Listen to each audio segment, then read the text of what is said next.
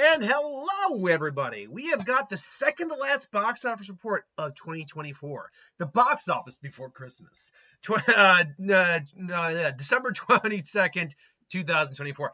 So, not surprisingly, I did call right. Sonic the Hedgehog 3 made it to the number one spot, actually overperforming. Mufasa the Lion King made it to the number two spot with 62 million. Mufasa the Lion King underperformed quite a bit. $35 million. Wicked 2, or Wicked, made another $13.3 million for the number 3 spot. Moana 2 made $13.1 for number 4 spot. And a movie called Homestead debuted. I didn't get Angel Studios is quietly starting to kind of pick up steam a little bit. But Homestead made it to number 5 spot. So anyway, Sonic the Hedgehog 3. Let's talk about the big daddy on the block this week. So it does not have a big international release right now, but it will get it. I mean, we look at the other Sonic the Hedgehogs real quick. Let me get another tab open so we can find that real quick.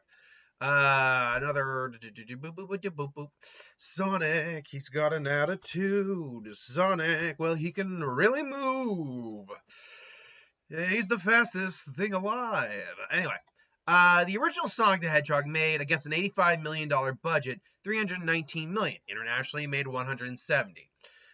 Then Sonic the Hedgehog 2, against another $85 million budget. Very important to note that, actually. It's the exact same budget. Actually went on to make quite a bit more. $405 million. Made $214 internationally. So let's not look at the international right now and be worried. Let's look at the domestic, though. The domestic number, what it opened on. $62 million gives it the highest opening weekend of any of the other two Sonic movies, if I'm not mistaken. Actually, no, it does not. Sonic 2 actually had a higher opening weekend of $72 million. That's my bad. It was literally right there, and I didn't see it. What did the first one open up on? It's 85. Actually, so it's actually got the lowest opening weekend of the Sonic movies. That's actually very interesting. Now, that being said, that's not a bad thing per se. It just means it's the lowest of them. So I guess the first question would be, why is it the lowest? Well, it's been a little bit since the last Sonic. Sonic 2 was in 2022? So it's been 2 years. Of course, it was 2 years since the previous one as well. But it could be the fact of what's out currently in theaters. And I'd say that's probably the biggest reason.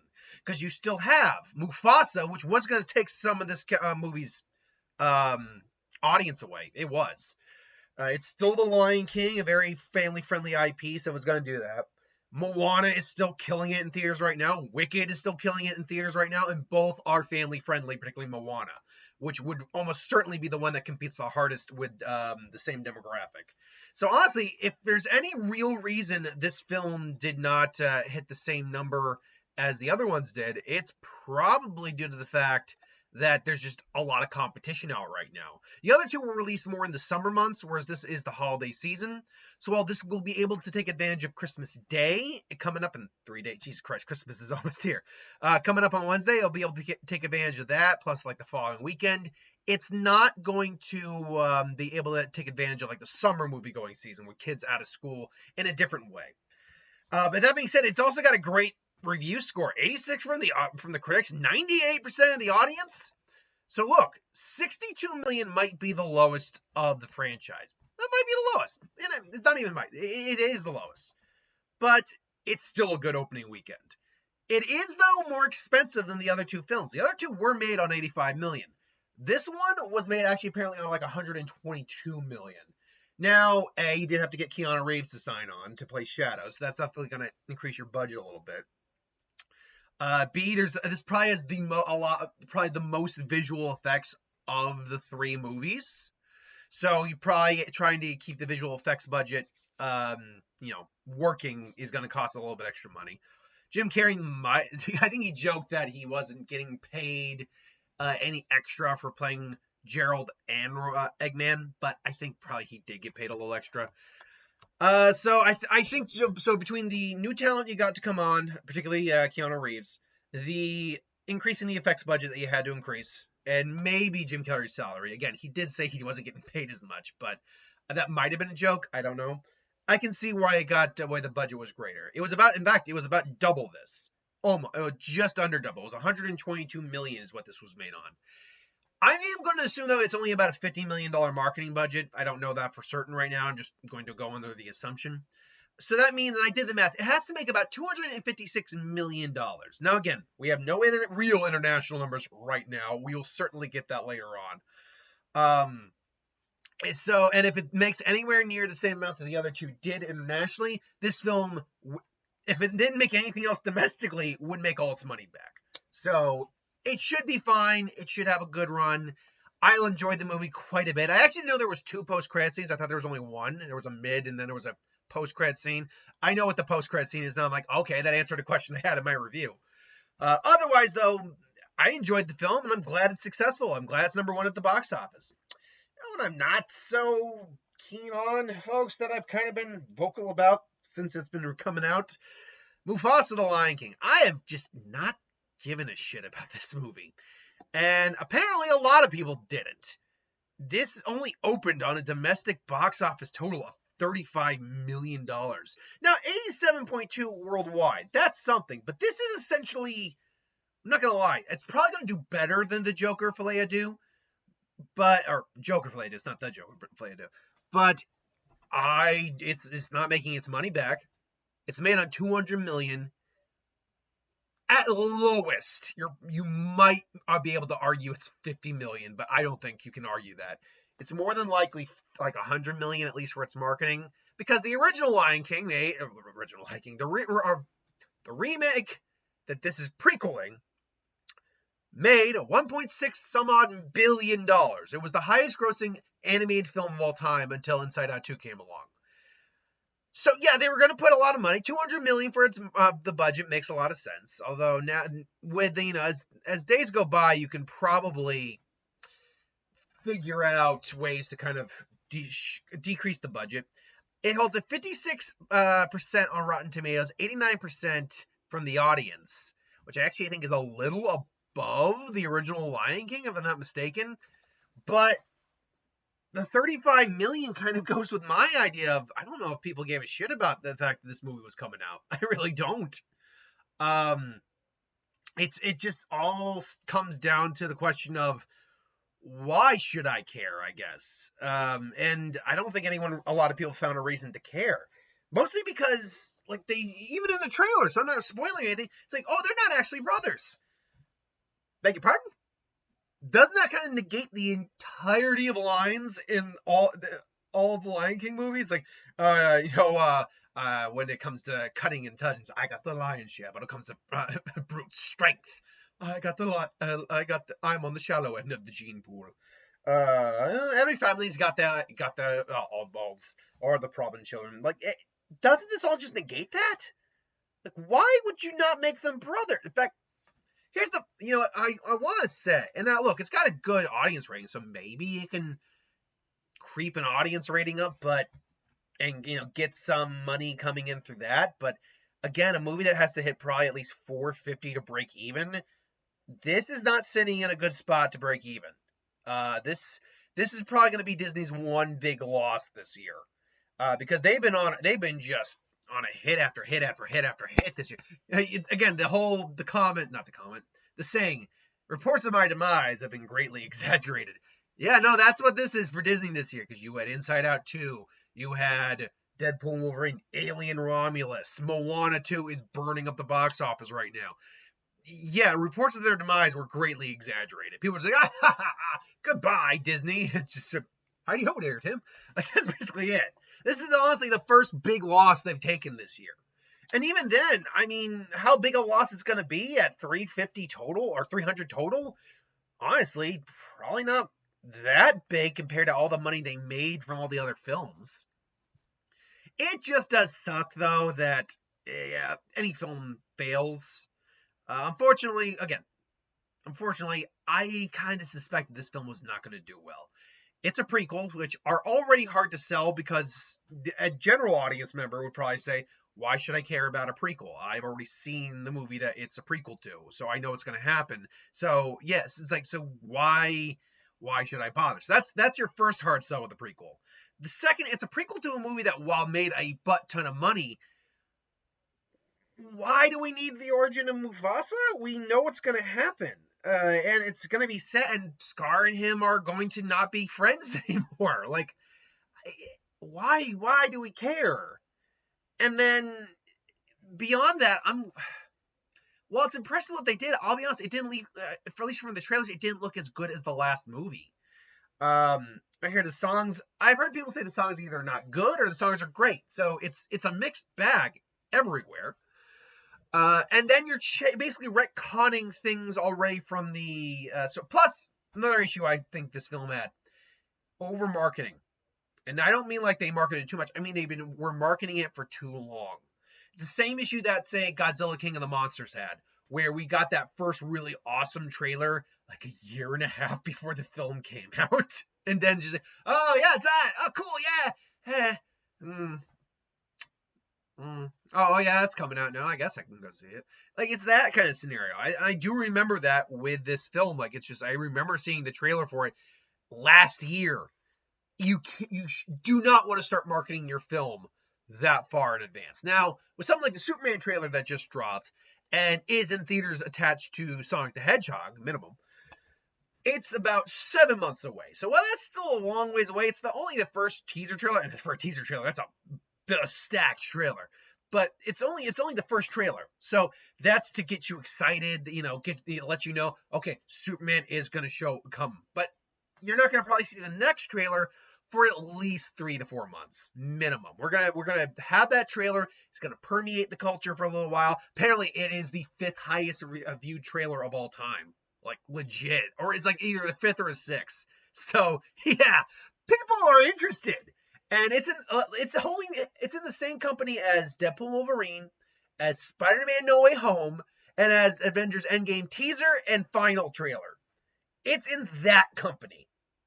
I'm not saying Superman will make $1 billion. I really don't think it will.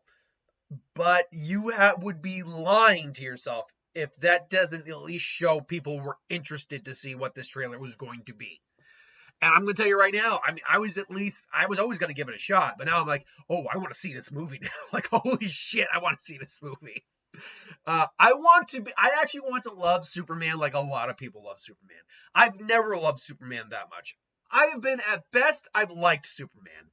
At worst, I've never hated, but I never liked him that much. It goes back and forth. It always depends on the interpretation. Hey, look, we're talking about Mufasa. I'm talking about Superman.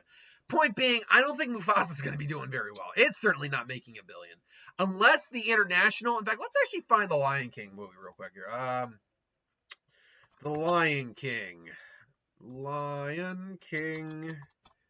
Why don't I actually go over here instead? It's the Lion King. What did that first one make internationally? Lion King 2019. Also, it's another 5 years after the fact. If you were going to capitalize on that, it needed to be more like 2 or 3. So another time. Okay, so that went on to make 1.1 billion international.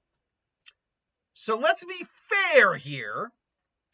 It's not making $1 billion international, but let's be fair. Hey, I'll actually give them credit. They actually made this on less of a budget than the original. Okay, fair enough.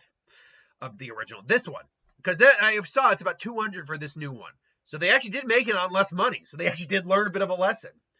Now you got to learn to make it on about 50 million less, and still you're going to lose money. But let's just hypothetically say that it makes about half of what it made internationally this time around. Let's say that. I think that's at least I think that is not an unreasonable expectation or belief to have. I don't think it's likely, but I don't think it's unreasonable to have. So you're looking at a film you're looking at about 550 right now. So, and it's at 35 million domestic. So that would mean you're looking at a film that makes 575. That would mean that it does become profitable, but it's not. It's a massive miss otherwise. Still, we'll see what happens with Mufasa. Now, let's get on to some stuff that I actually did like and do think is good. Wicked, and they are 3.5 million. It currently stands at 571, which puts it just below Godzilla and Kong: The New Empire, and I mean just below. Let me get that worldwide up right now. Let's see here, worldwide. Yeah, like literally, like 500 grand below. So it's gonna beat Godzilla Kong, become the 6th highest grossing film of the year. So that's a lock. But it's also pretty evident now that it's running on empty. Yeah. It was at like 520 something last week, and now it's only at 571. It's probably going to cross 600. I think that's safe to assume. And it had a huge run domestically. Internationally, it still did well, still did very well internationally, but it didn't have the kind of legs that it had here. Now that being said, Wicked probably isn't as popular overseas, or most likely isn't. But who's this? Wicked, Wicked. What's the next one called? Wicked Good or something like that, or I can't remember what the second one's called. I know like Good or Not Kind or something like that. I can't remember what it is. Something that's kind of oxymoronically bringing up the fact that hey, oh no, she's actually good. I don't sleep on the fact that that one might be $1 billion film, because this thing is a phenomenon overall. Like Wicked it's being considered for nominations for Best Picture. It's probably gonna get award consideration. So it's gonna be everywhere.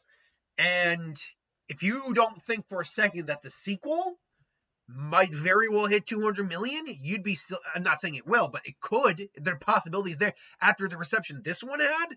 Oh, you'd be sleeping on to at least not consider it.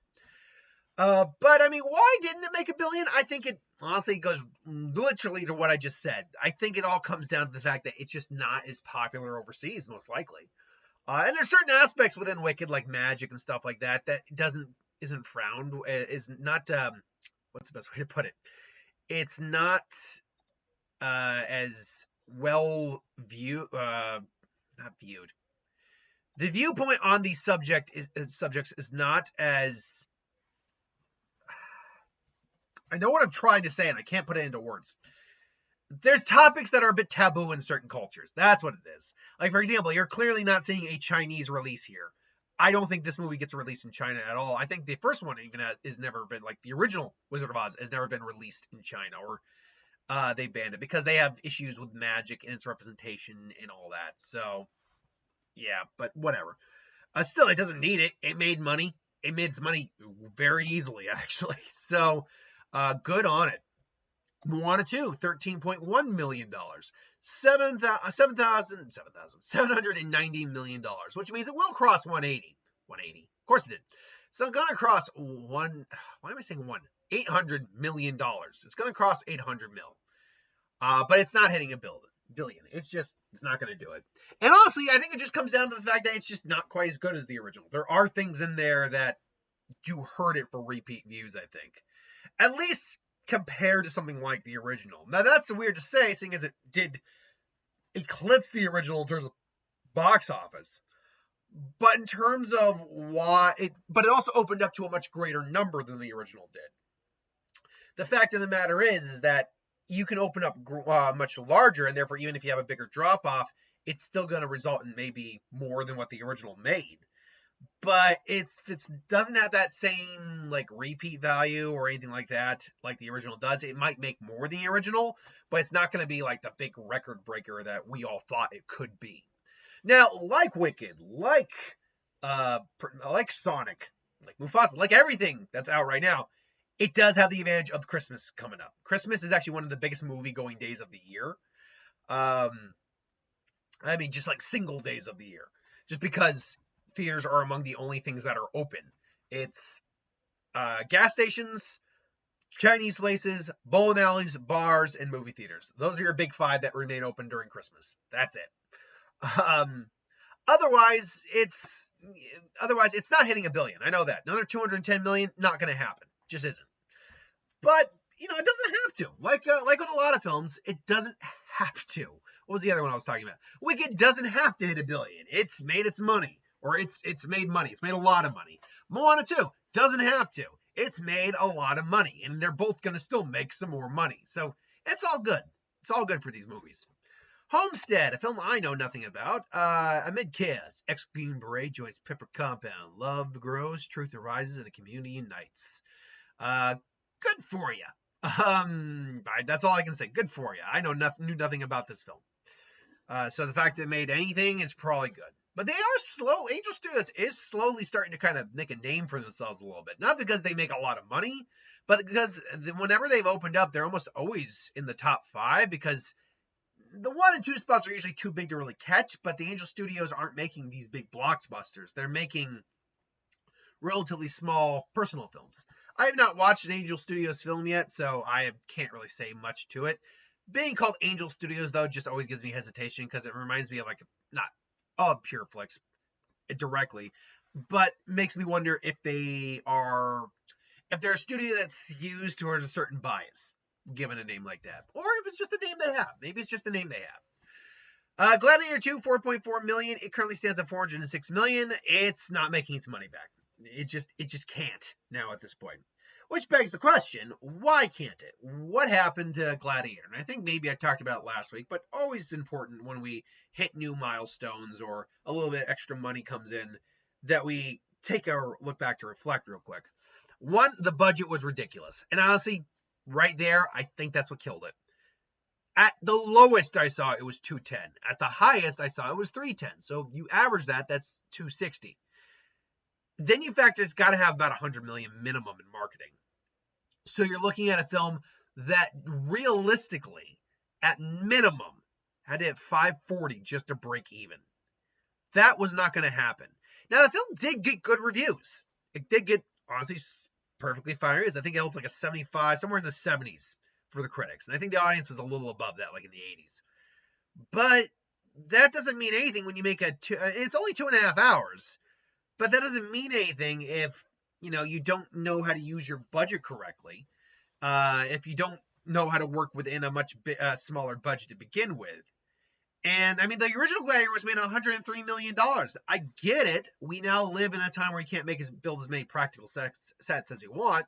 It's technically more costly to do that than CGI. But I would argue maybe not, because you spent between 210 and 310. So at the end of the day, and honestly, that first trailer, by the way, I think turns some people off. That you get that modern music playing in yeah, like the first half of that trailer is great. Then the music kicks in and just like, Second trailer is really great, but yeah, I think really it just comes down to it's just too expensive of a movie. You can't have budgets like that anymore and just automatically expect people to go to the theater no matter what the property is. The only exceptions you get for that are James Cameron with the Avatar films, because he's proven with 2 films now that doesn't matter. And anything that is Marvel that's a big tentpole Avenger, basically an Avengers film. Those are the only exceptions you get for budgets like that. Otherwise, if your film fails and you got a budget of like 300 million, well, you shouldn't have had a budget of 300 million. You shouldn't. So really, I think it just comes down to, and Gladiator 2, frankly, I think is probably about a decade too late. I think that's another problem, is that you're dealing with a franchise similar to something like Mad Max, where that was about 8 years, not 8 years, about 5 years too late. You need to really capitalize on that train as quick as possible, because with Mad Max, just to use an example, that was on a niche audience to begin with. That wasn't like a that wasn't a huge successful film. It did okay. It made its money back, but it wasn't like a $1 billion film. Neither was the original Gladiator. And Gladiator was an award-winning film. I believe Mad Max won some awards for visual effects too. So you can't wait too long on properties. There's only, again, rare examples come in and make exceptions. Maverick's obviously one of them. I'd even argue Ghostbusters Afterlife. You can make it say as an exception to that. But otherwise, there's a lot of movies you just can't wait too long on, and this, I think, is probably one of them. Like I said, about 10 years ago, 2013 to 2015 area, that might have been the better time, because the original Gladiator came out in the early 2000s, so you have near a decade and a half. I think now you would have had a much different cast, I feel, but still, I think that could have worked better. Now, again, I say this as someone who didn't actually watch the film, but I'm just speaking of why it didn't make its money back. Where are we right now for time? 24 minutes, not bad. We don't have a lot more to talk about. Then we have Kraven the Hunter, 3.1 million. Oh, man, dropped 70-some-odd%. Look, I'm not surprised. $42.8 million. It's probably not even going to make Madam Web money. And that's not good. If you can't even match Madam Web's $99 million, there's a problem. Now, I don't believe it's actually been fully confirmed that Sony is just no longer doing live action movies. I think they are going to focus on the animated stuff. They've got Spider-Man Noir coming. I believe it's the Amazon. So we got them to look forward to. So Spider-Man Beyond that, but yeah, they definitely need to re-examine what they want to do with these properties. And hopefully, when they decide to make their next live action one, if they do, that they've learned their lessons and then make another Venom, where it was just a lot of fun. We enjoyed ourselves, and so we can have fun and start to like Sony again. Because right now, no one's liking Sony right now. No, very few are liking Sony. Again, the 3 Venom films are all the profitable films. They all made money, but there was clearly no vision behind where they were going. They were going to do something with Noel, and now Noel's on the back burner, which pisses me off. Lord of the Rings, War of the Rohirrim. Oh, God. You want to talk about a film that did that and then did that again? $15.3 million, only made $1.2 million. It dropped even more than Kraven the Hunter. Think about that. That's wrong on a lot of levels.